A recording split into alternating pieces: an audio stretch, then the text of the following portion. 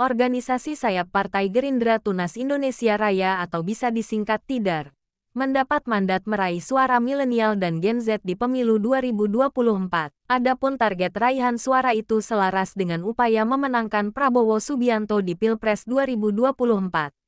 Ketua Umum Pengurus Pusat TIDAR Rahayu Saraswati menyebut, ceruk suara dari segmen itu mencapai 56%. Ini relevan dengan porsi kita.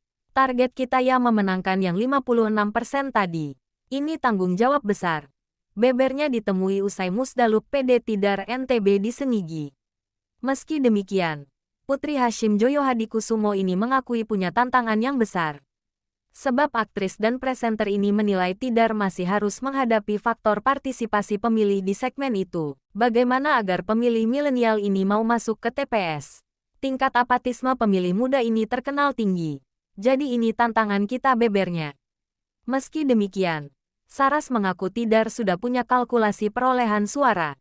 Setiap anggota TIDAR yang menjadi caleg pemilu 2024 diberi target raihan suara tertentu. Untuk yang caleg DPR RI minimal 50.000 suara. Yang kabupaten, kota, dan provinsi minimal 5.000 sampai 35.000 suara, sebutnya. Saras menyebut caranya dengan pendekatan pendidikan politik hingga aksi sosial kemasyarakatan. Dari situ kita berharap ada gerakan masif memilih Pak Prabowo tutupnya.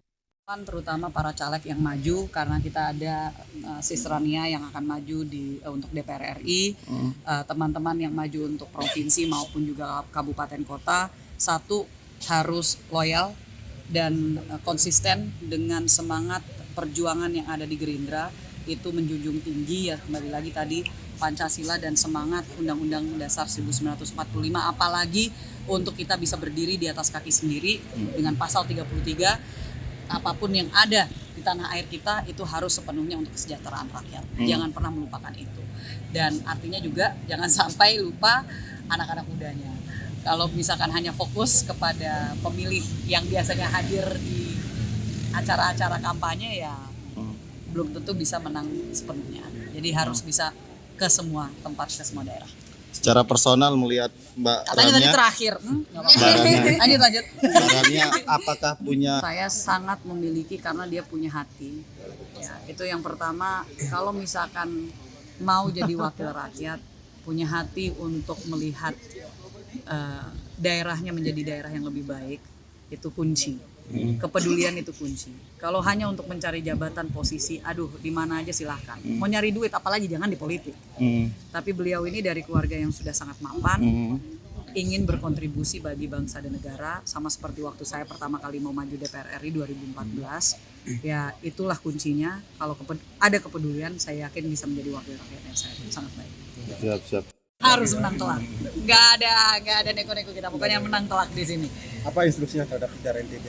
TIDAR NTB ya tentunya di sini dengan kawan-kawan anak muda ya kembali lagi jangan takut untuk masuk ke politik. Justru kita yang harus membuka jalan untuk teman-teman kita suarakan kepada semua teman-teman kita.